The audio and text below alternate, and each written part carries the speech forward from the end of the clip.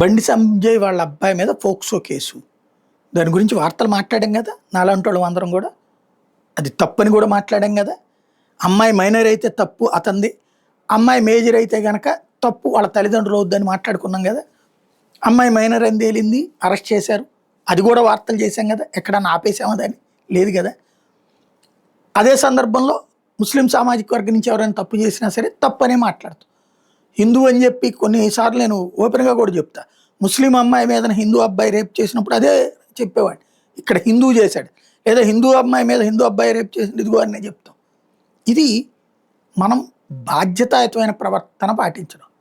ఇప్పుడు తెలంగాణలో మహాశక్తివంతులుగా వాళ్ళకాళ్ళు ఫీల్ అవుతా ప్రొజెక్ట్ చేసుకుంటున్నటువంటి వాళ్ళు, నిన్న గౌస్ అనేటటువంటి వాడు 12 సంవత్సరాల ఆడపిల్ల మీద చేసిన ఘాతుకం ఏంటండి అది.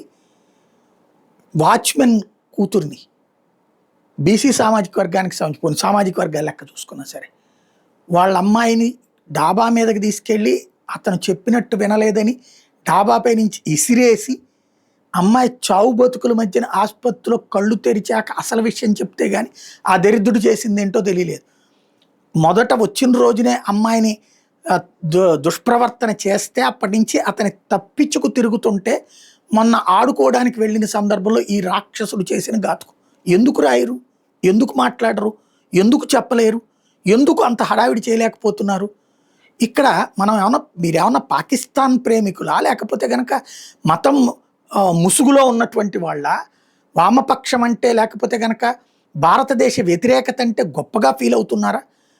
న్యూస్గా కూడా ఇవ్వలేరా? ఎందుకు జరుగుతోంది? ఆత్మవిమర్శ చేసుకోవాల్సిన అంశం.